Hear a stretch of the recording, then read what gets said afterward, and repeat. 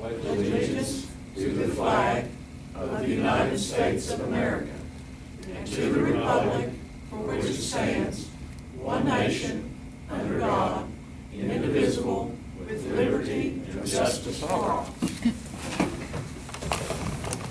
Thanks, everyone. We're at our typical crowd, a little bit of changes, but pretty much the same, isn't it, Sean? Yes. Pretty much the same. Okay, let's approve the minutes of the June 7, 2016 regular meeting, please. I'll move. Ms. Wilson? Second by Mr. Curry. Is that an all yes vote? Yes. Okay. Okay. Mr. Lemon, do we have anybody sign in the pink sheet? No, sir. Okay, Mr. King, I thought maybe he might have snuck over and signed when I wasn't looking. Mr. Preacher held my hand, wouldn't let me go over. I told him, make sure he did that. Okay, we don't have anyone to sign in for public comments. We'll go to our presentation, and Kevin Pritchard. Kevin's going to talk to us about homeschooling. Mr. Pritchard. Risley? Keep glasses close. I don't like to wear them, but I can't read. Well, I would advise you. You know how that works. I guess I'm too vain to wear them all the time. Just a couple things. I know been a few questions about homeschool and the new homeschool changes that were made in the past legislature. Just wanted to update you on the process that takes place there in order to homeschool now for any parent. And of course, that starts with a letter of intent. That letter of intent is addressed to the superintendent, stating their intention to homeschool their child for, at this point, we'd be looking at the 16-17 school year. And within that letter of intent, name of child, address, and age of child.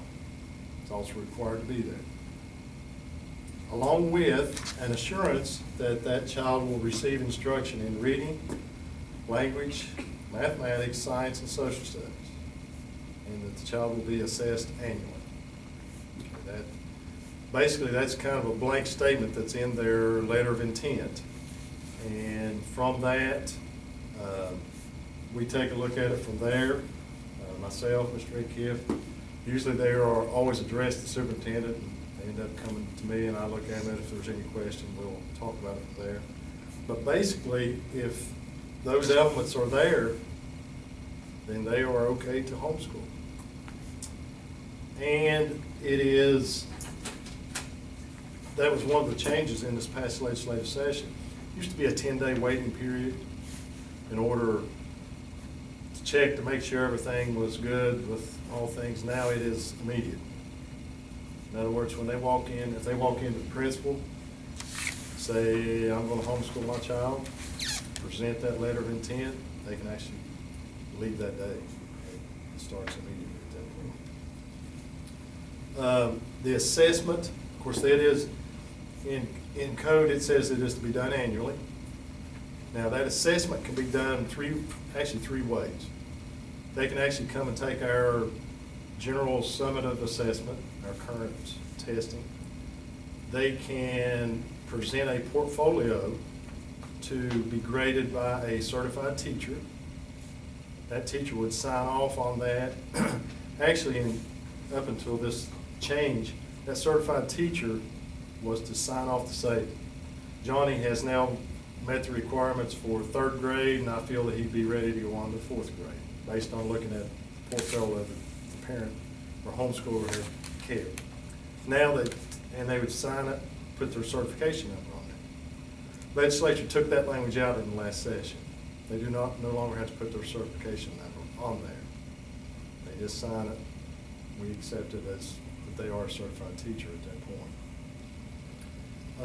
The other way, they can actually go out on their own and get a nationally normed test, no more than 10 years old. That can be administered, used to have to be administered by a third party. It now can be actually administered by the parent. They submit that data to me, to my office by June 30th, and they have basically fulfilled the requirements for that school year. The other change in that, used to be that was submitted to my office annually for every homeschool student. Now, it's only at the end of third grade, fifth grade, eighth grade, and 11th grade. They are still to assess their child annually, but they are to maintain that for 3 years. It does not require that they actually submit that to us. And that basically covers the changes in the process. That really would, at that point, that parent, I guess another misconception, the parent actually would be, of course, the parent of record, but they don't necessarily have to be the homeschool provider. That can be done by another party, a third party even. As long as they have the credentials of having a task, the GED, as it used to be, or a diploma, a high school diploma. And they are, educationally, they are eligible to homeschool their child. This certified teacher you said had to sign off on it, can that be any teacher in West Virginia or? Yes. You said it had to be a grade level appropriate teacher though, is that right? No. No? Thought I heard that in there. As long as they're certified. And actually, like I said, up until this point, they had to actually put their certification number on there. We can no longer ask for that anymore. So in other words, you really don't watch a teacher or not? There's some, yes, that is correct, Mr. Curry. You know that. We had even, Miss Betty Jo Jordan at the State Department, she's kind of our contact for those issues. She said, you could run that, and said, legally, you couldn't even go in and investigate that to pull numbers, and if you didn't have a number, you couldn't pull it anyway. You don't know exactly what it was. And that was just a change in this past legislative session. Let me clarify something, Kevin. Okay. Now, this person that's signing off, do they necessarily have to be the instructor, or are they just saying, could someone else be the Yes. instructor and they sign off on it? That is So correct. they don't necessarily have to be the ones doing the instruction. That is correct. It actually could be one of our teachers That signs off on it? that signs off on it. It could be. They weren't given the instruction to the student. All they would do, that parent keeps a portfolio of that student's work during the course of the year. The person that's going to sign off on it would look through that. Based on what they see, then they can make a recommendation as to, yes, this student is ready to go on to the next level, no, they are not. And we never see the work, right? No. We- There's just a, kind of a generic page, that says portfolio review. It's kind of a checklist, and they sign at the bottom.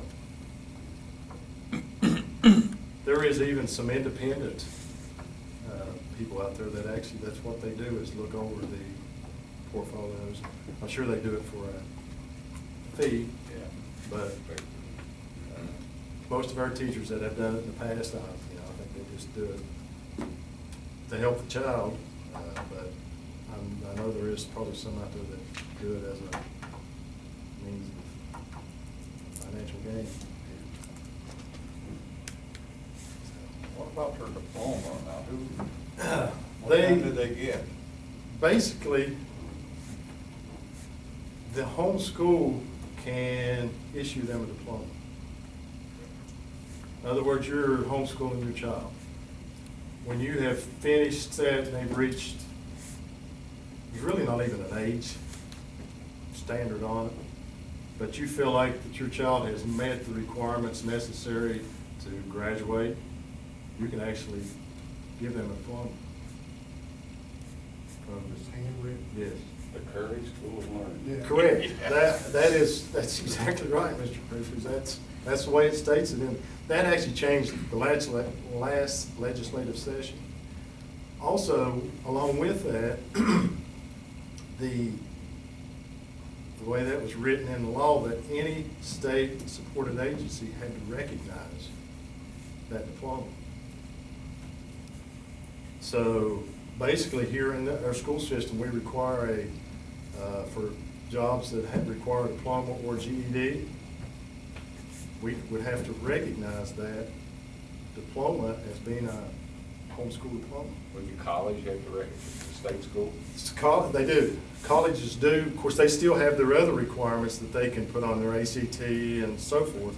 But as far as meeting the requirements, that would do it. The other part of that, most students, what they do, they end up taking the task, the GED as it's known now as the task. That would be their fulfilling requirement.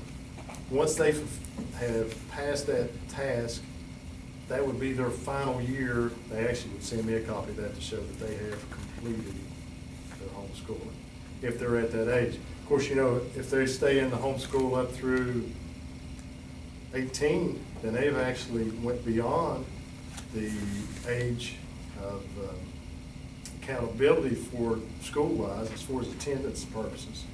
So they have actually went through that. So that really would run until they're age 17. And, you know, at age 17, the homeschool parent, and you know, we've got some that do a great job. I mean, they've done it for years. See the kids that excel from that and have gone on to do great things with it. So I guess it's a choice, you know, that a parent would want to make to be able to homeschool their child. And I hear different reasonings for that. And like I said, a lot of them, I think, do a really good job. Let me ask you this. Let's say that someone begins homeschooling their child and they're like fourth or fifth grade Mhm. equivalent. Can they at that point say, I want them to go to the public school? And if so, how do we know where to place them? Yeah, that happens a lot. That'll even happen during the course of the year. They'll homeschool for a while, come back to public school, go back to homeschool, go back to public school, and that's permissible to Just do take their that. word for it, or what? Normally what happens, and I know even back as a principal, and you probably have encountered some too as a principal when they come back in, you pretty much have to take their word as to where they're at. But that doesn't say that the school can't use some of their data, SMI. Assess the kids. Assess them, correct. Yeah. To do that, and they can make that placement at that time. Initially, yeah, they probably would just take the homeschool provider's word with it. But, you know, once they get the kid there, they can assess them and actually make those placements themselves. And like I said, we see that happen quite often, you know. They will homeschool 1 year, next year they'll come back, and even during the course of the year, back and forth a couple of times. Well, what happened if Mr. Big Kip turned down the request?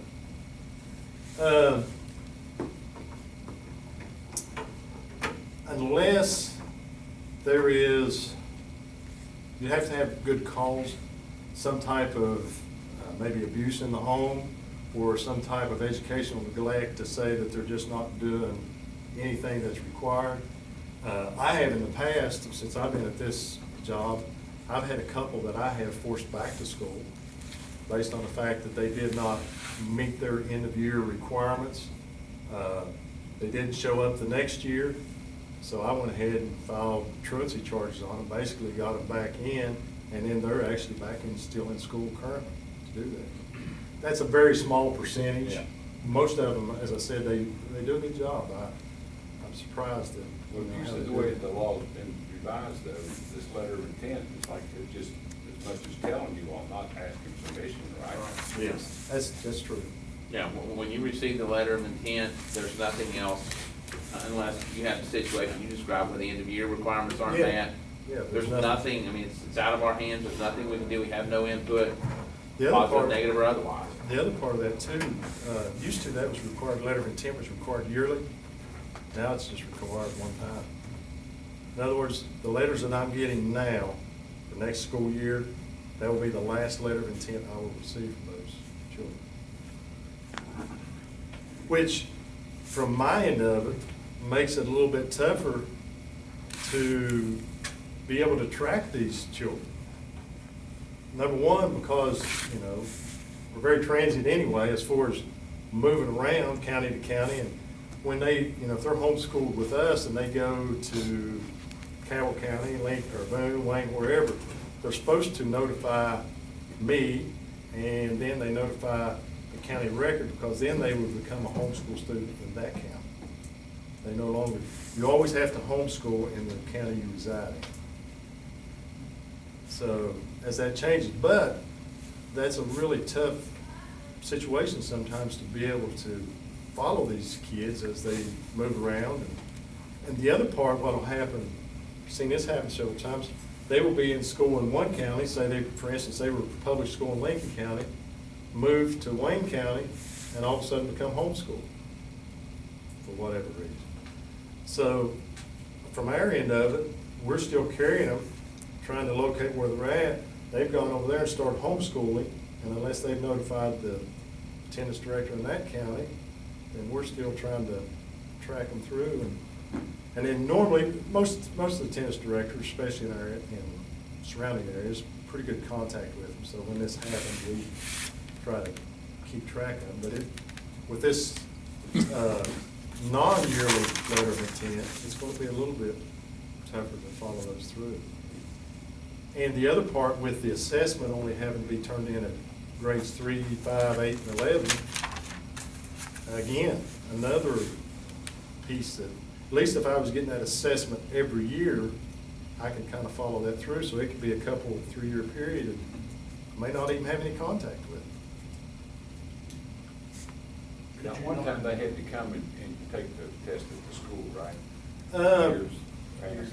Years ago, yeah, and like I said, they still have that option. We do that even this past year, Mr. Daly. We send a letter, and kind of a courtesy letter. There's nothing really that says we have to do that, but normally December, January, we send a letter to all of our homeschool parents notifying them that we will be doing our assessment in the spring. And if they would like to participate at the school level, then all they have to do is just send us the name back, and that way, especially now, because they have, where it's all online, Mr. Daly has to get them their credentials so that they can be able to do that. Kevin, couldn't you initiate contact anytime you wanted to? Me with them?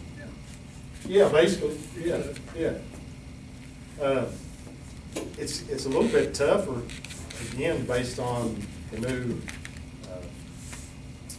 legislative action of doing that, because they've even restricted some of the contact information that we once could, collect. We can't even collect that. We can't ask for it. If they decide to give it to us, phone numbers and those kind of things, it's fine, but we can't actually put that on there and say, we need this information. I'm just thinking you could initiate contact with them, just ask them if they needed any help, that way you. Yeah, Establish you can a see, contact yeah. with them. Yeah, and that's very possible to do that. And the biggest problem, again, for most of our homeschoolers, the biggest percentage of them, that won't be a problem anyway, because they will probably still send their assessments yearly.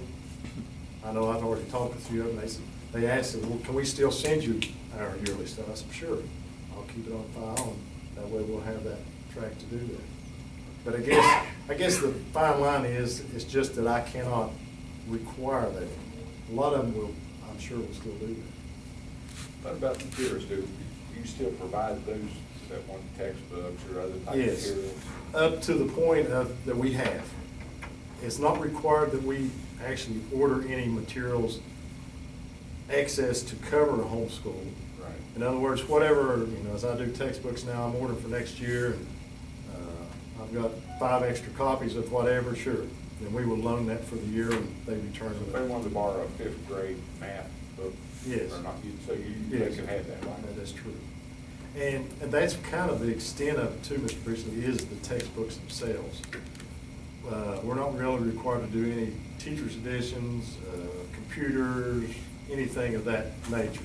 I think, of course, I guess you could if you chose to do that, but by code, we're not required that we have to do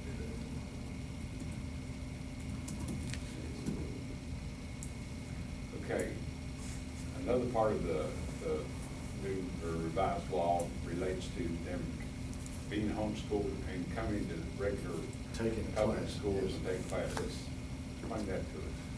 And that actually, to be honest with you, that has been there for a while.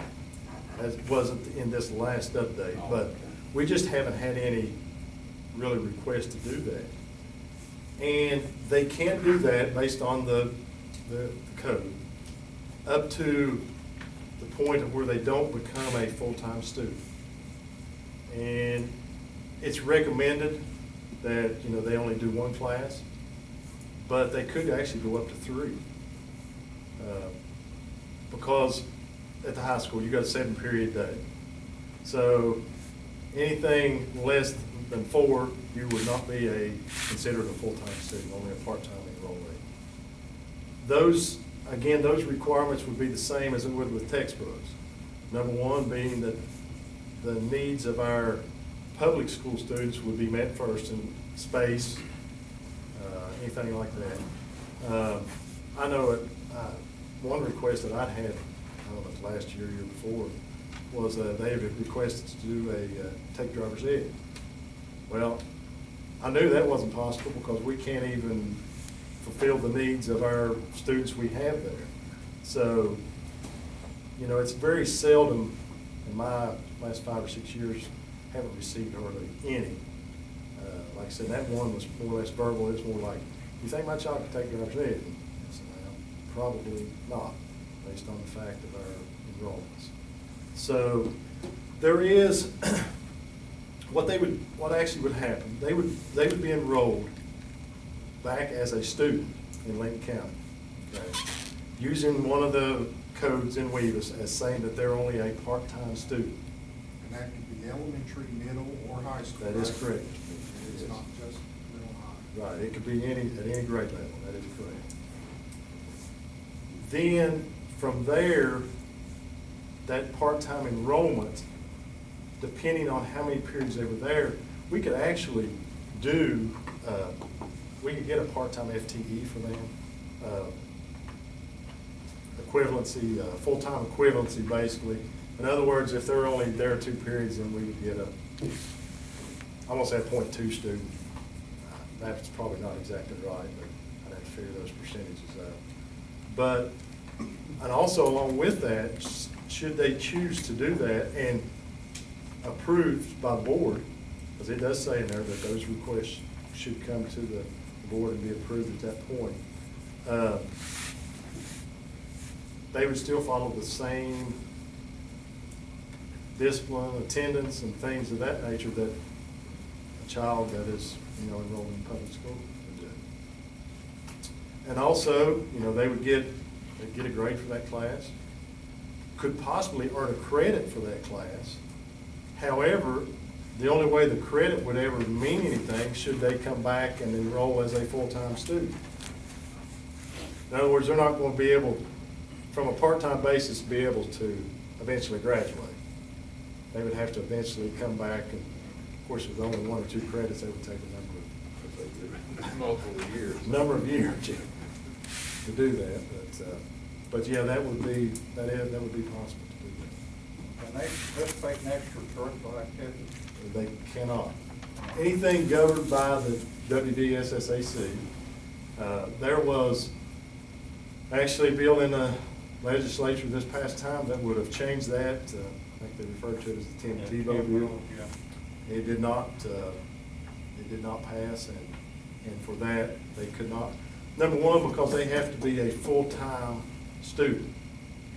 And if they're homeschooled and only taking 1 or 2 periods, they're not considered a full-time student. They're actually still a homeschool student that's just participating in a couple of classes. Well, they don't receive grades either, do they? Well, they would get a grade, but they're not, that's where the fine line kind of comes. They're really not earning any credit unless they would end up coming back and enrolling full-time. So it's kind of, they would get a credit, but that credit wouldn't be awarded unless they actually enrolled full-time and decided to pursue a diploma at that point. Is there anything in the new law that prevents you from making parents aware that their kids could attend up to 3 classes per day if they're homeschooled? Is there nothing that would prevent you from, Nothing requires you to do it. no, nothing requires you to do it. That's, again, and most of your homeschool parents, and again, I use most because that's, I think, the majority of them, they're up on the law of homeschool. Matter of fact, when this when this last little change was made, I mean, I started getting calls from some of them before I ever really knew what was going to happen with it. They already knew those changes were about to take place and, you know, with the new letter of intent and those types of things. Now, we did send a letter, probably in April, I think, when this moved here, that informing them of the changes, of all changes that were about to take place. I think they actually became effective May the 23rd, 90 days after probably the passage or whatever. But they, as a group, they're pretty informed. And I know a couple of them this year that went homeschool the first time. I talked to the parent as they brought in their assessment things, and they had made contacts with some of the other homeschool parents, and I think there's probably some groups out there that get together on a regular basis and look at those types of things. A lot of it's not in total isolation, other than the socialization part of it probably is not as much, but for some kids that may be what they want to be able to do things. But my thought in asking that question was that unless the person conducting homeschooling is very well versed in all areas of education, there are certain educational areas, chemistry, higher level mathematics, your anatomy, physiology type classes, where unless a person has a degree in those areas, they're going to be very hard to teach Oh, yeah. to their children. And I wondered if, and I'm not knocking homeschooling, I haven't seen statistics on how well homeschooled students do versus publicly schooled students in future educational endeavors. But I can see a situation where a parent who's doing a bang-up job of homeschooling might recognize that their child would benefit from one or two higher level classes, that they just aren't as qualified to teach as a qualified teacher would be. But then again, maybe they wouldn't. I don't know. I can't put myself into their mind. And for me, again, as a board member, our test scores would include, well, I guess they wouldn't, would they? If you had a homeschooled student who didn't take the school assessment, how they did in that class wouldn't really affect our grade as an educational district. Okay. Their scores, even if they take our public assessment or West Virginia Summit assessment, that's a total different pool. Okay. Basically, that information is only, you know, I would get a copy of it based, so they fulfill that. They would get a copy of it, but other than that, I'm not sure if the state actually. They don't do anything with it. That's what I was I've asked thinking. that question many times. They probably So don't. there's no comparisons made of how the homeschool students do with the regular students.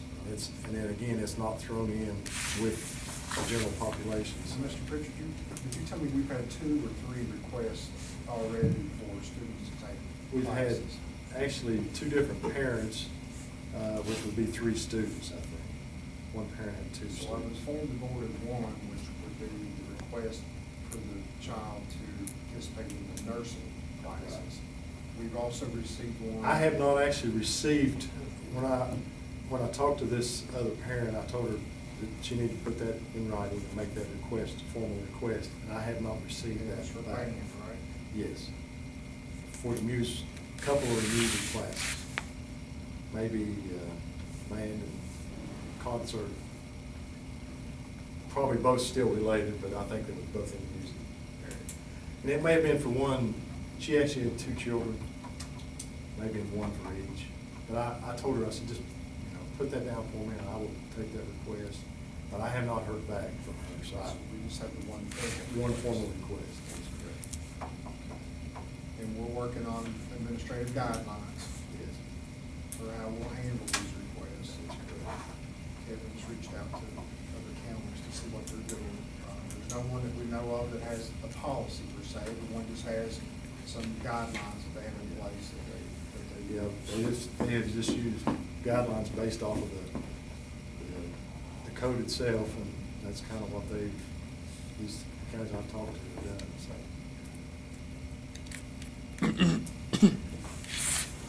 All right, anybody have anything other questions? Tiffany, you said you send out letters in December, children to come in and take the test with our children. That's correct. Do you have any to do that? Do they come in? Yes, we have a few, we do have a few. It's not, 25%. yeah, I was gonna say that, it's definitely less than 50% of mine. But there will be some, and usually what happens when we send those out, we'll get more requests back than we actually get that show up to do the test. But it is a smaller number, and, because again, I think a lot of those, majority of them want to, or they've got their routines as to how they've conducted their homeschool, and they follow along with that. A lot of times, as I see those that come in, it's probably those that have done it the first or second year, kind of moving to that. And a lot of times after the first, second year, sometimes then we'll see them back in public school too. They find that it's just not working the way that they had planned to do or whatever, but yeah, they will. We do get those. And like I said, we notify those. Again, it's kind of a courtesy on our part. It actually started before I was in here. I think Mr. Mickey, if he worked with that, someone, he was in the testing part of it.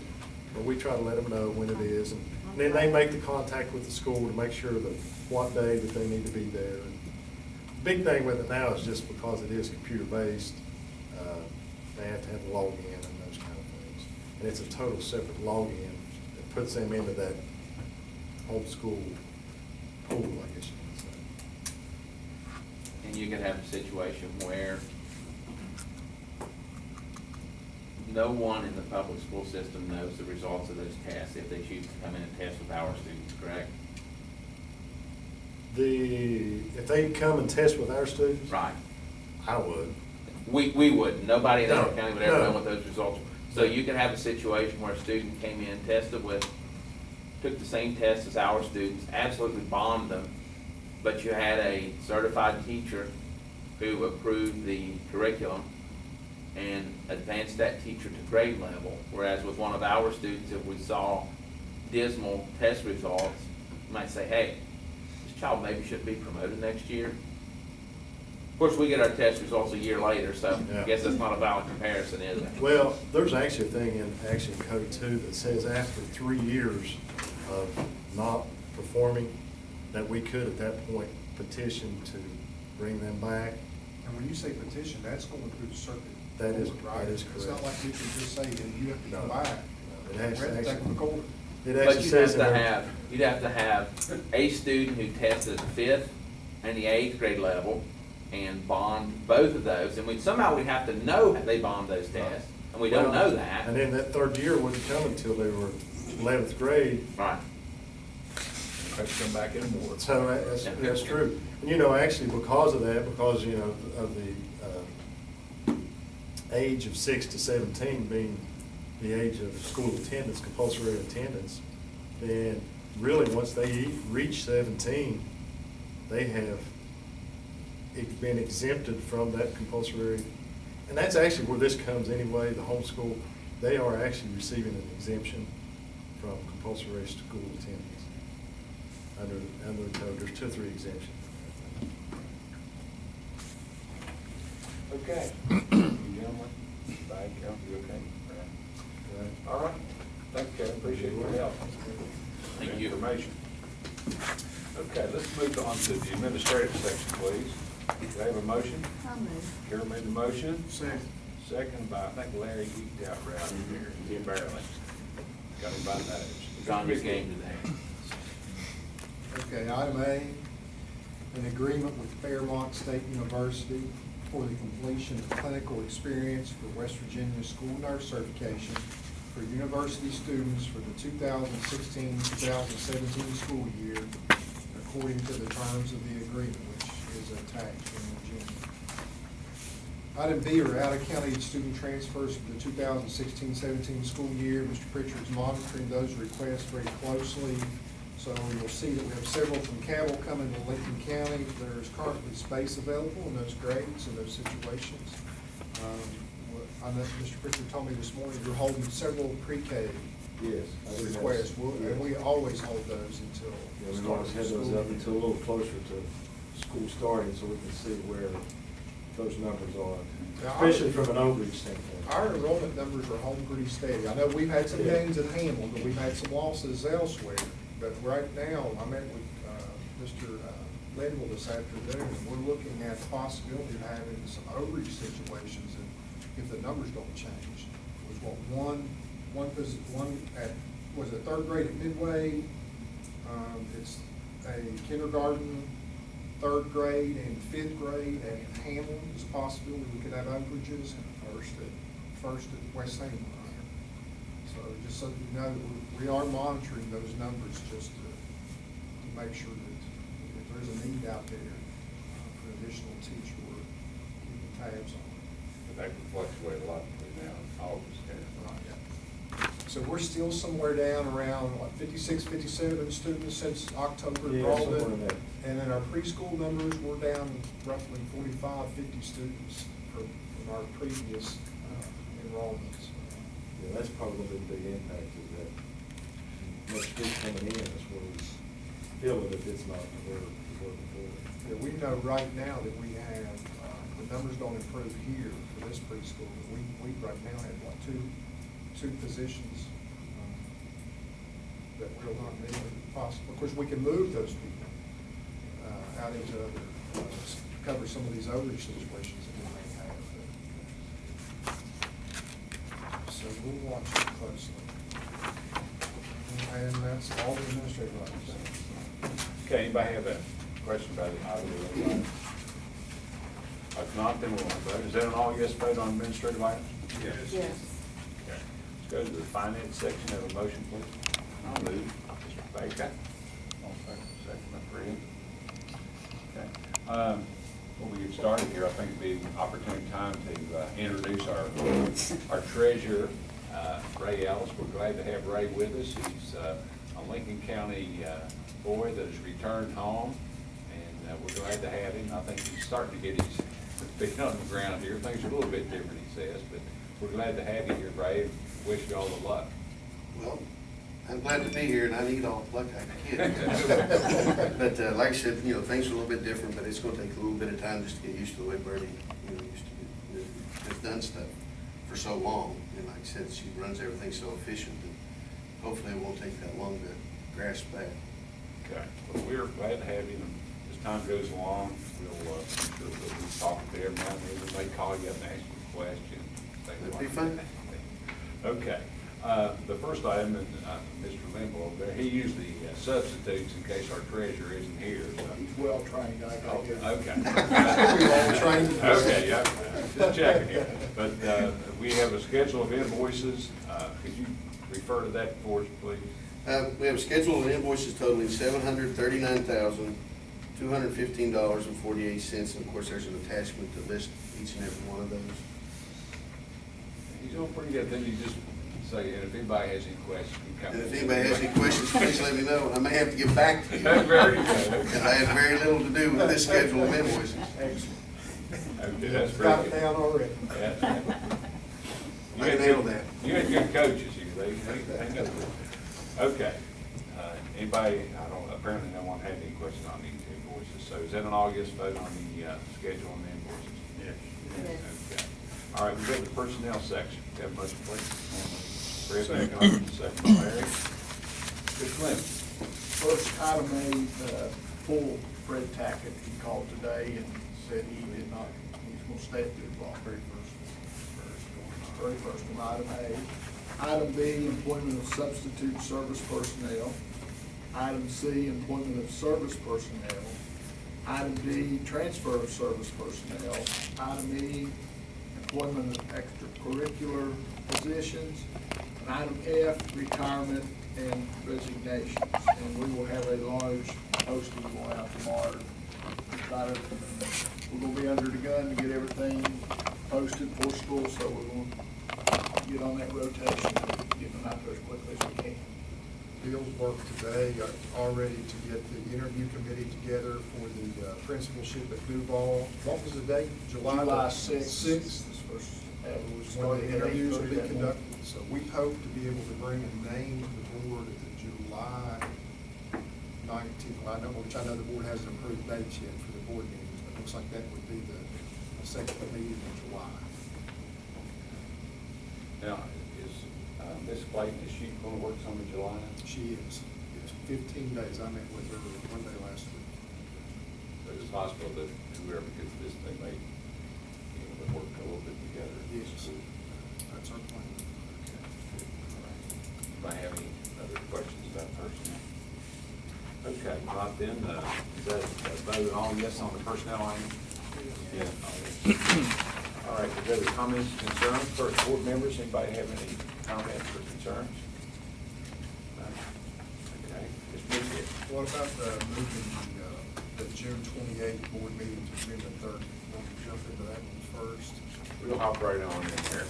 I think everybody is okay with the 30th, we just need to resolve the time of it. At one time, we thought it's the meeting that we typically have at 1, but then there was some concern, maybe that Mr. Wilkerson, and I think Carol was going to fly away or something like that. I'm going to defer to Rowdy, because Rowdy.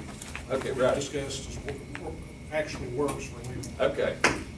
I have it on my calendar to be available that day, and you're also going to be. You're not going to pull them out of this one then, And But Ray, I always- they benefit by the later in the day, the better for you, right? So Yeah, I it's a- think it would with regard to getting the budget supplements and even the scheduled invoices completed. Let's see. Carol, is that a problem for you? Fine, I'll call in, or I'll have. Was your flights Brenda later or call me. something? Yeah, it's 8, Okay, so that's no problem for you? no. Okay. All right, is that all right? Anything's fine. All right, so it looks like we're going to adjourn until 6 o'clock on the 30th, is what we'll do. We get Man, to- I don't want to. Fred wants it at 10. Get it over. 7:30 in the morning, Larry. I like that. We're Where gonna are maybe you get coming your or going feedback. that day? I'm Leaving or leaving. coming? Oh. Leaving on the jet plane. Okay, Mr. Mickey. And I was just We would want to have let to the go board see- know that Monday, June the 27th, the MIP awards will be granted. Mr. Smith and I plan to be in attendance up there that morning. This would be the project that we've submitted for 4 pre-K classrooms at West Hamlin Elementary. So we should know Monday, hopefully by noon anyway, at the latest, whether or not we've been successful or not. I'm glad of that. I was a little bit concerned during the session that they may not have any money. So as I said, they're taking this current year's money, which I think was $4 million. I may have those numbers backwards, but it's this year's money as well as next year's available funds. So there's a pot of roughly $7 million available, and I've been told that there's $15.5 million in request. So those will be some folks Okay, will use. and would you clarify for us the amount that we'll be subject to paying if that goes through? It's, I want to say right around $320,000 was the figure. That's shooting from the hip, but that's close. Okay, and how much capital improvement money do we have? $400,000. We'll have another $200,000 come July 1. That'd take a pretty good hunk out of that, wouldn't it? But we'll keep our fingers. July 1 will have Another 400. 200. Or July 1 six. will have 600. We've got those ending sewer plans up there. That's what I was worried about. Okay, go ahead. Okay, the energy education positions, and the last time we met, we talked about having 2, and Ms. Sanders has been working on this, we've been back and forth. You want to go ahead, you've given them Yes, documentation. we got most of the information from that company and sent a job description, but that was for a full-time person, and we will not have a full-time person. So we just looked at the things that we felt like was most important, and those are the ones that we selected.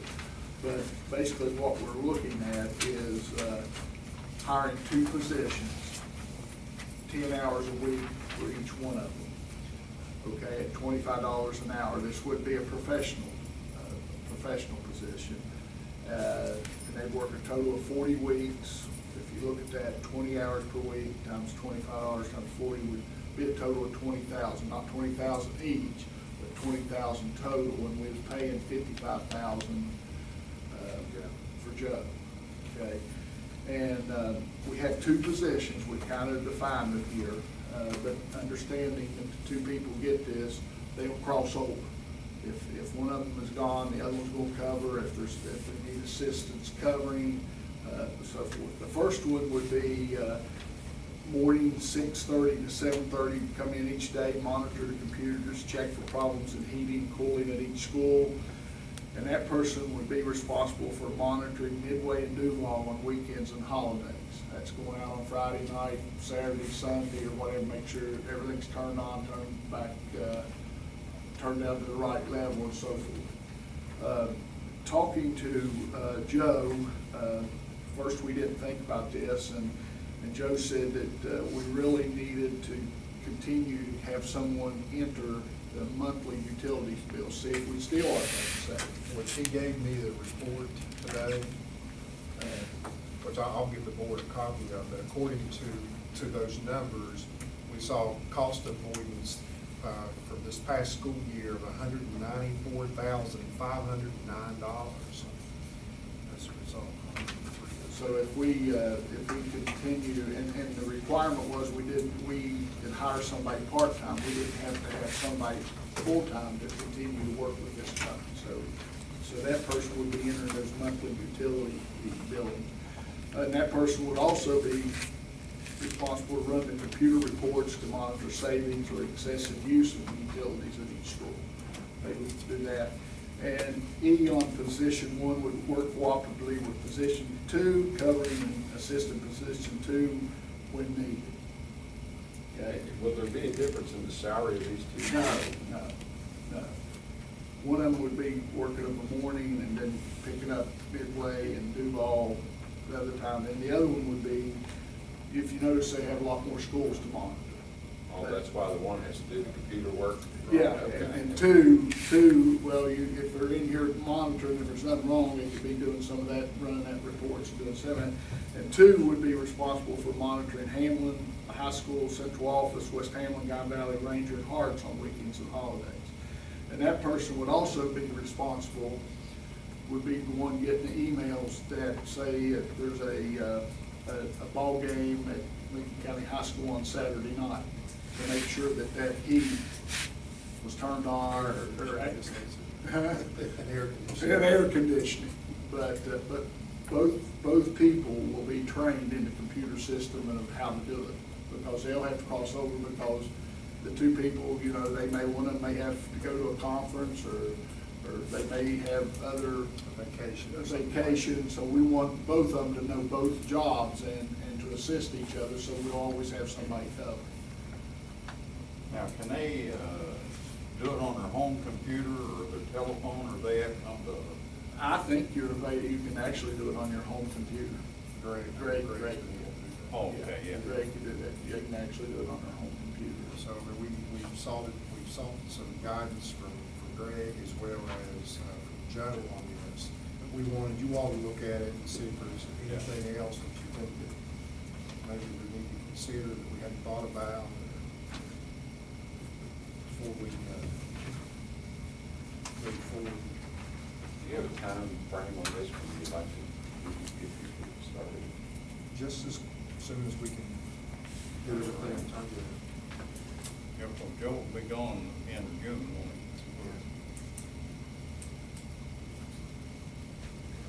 Someone currently on staff could apply for this, is there a problem? Any profession. Any profession. Well, if qualifications have 3 or more years of teaching or administrative experience. Pretty much any profession, unless you have 1 or 2 years. But yeah, this person really only works some irregular hours, because Joe was known as the Prince of Darkness. That's what they call him. For more than 1 reason. Wasn't going there. Okay, anybody, anything else, Bill? All right, thank you. Really, I think the board needs to take a long look at Everybody this can get back next to week. you. Let's see. Okay, Mr. Little also has revisions to the student drug testing policy. So Okay, I think the only thing that was requested last time was, the third offense, which is on page 7. Ms. Powell actually highlighted it, where that's where Rowdy had asked about whether we don't have a third offense there for that one. And then the one question is on page 8 about, what if they refuse, it was actually in there, refusal to submit to the drug use test. And actually, I want to thank Sean, I've already thanked him publicly, that he put this whole policy in the paper last week. And he said maybe it would stir up a little conversation, but we have not had any comments from anyone. I went over, presented it to all the coaches, and Mr. Christian, athletic director, they're on board. They were all for it, so it was a real positive meeting with all the coaches. Well, all the parents and public, people I meet in public, thanked us for doing this. And I'm sure we're gonna run into a situation where somebody's gonna say, I don't want mine tested, and there'll be something out there. So we will bring this policy, the board actually approved the next, on the next board. Anybody have anything else about it?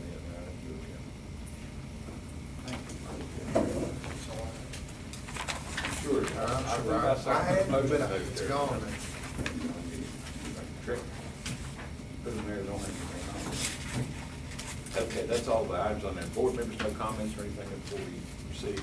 All right, we're now at the point we're going to do finalize the superintendent's evaluation for this school term. As everybody knows, this is something that's required.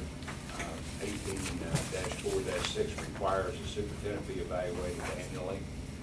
We've gone through the steps. Back in September, we established the goals for Mr. Midgill. Here, about a month ago, he came in and did a presentation as to how he is doing by those goals. And so tonight, the board will meet in executive session, as is also required in code in 18-4-6D, which requires that be an executive session. So at this time, I would entertain a motion to meet the executive session to finalize the 2015-16 evaluation of Superintendent Midgill as required by West Virginia Code 18-4-6 and 18-4-6D. So moved. Mr. Wilkerson. Second by Mr. Baker. All yes? Yeah. Okay, so we're going to go into executive session, and Mr. Midgill, you can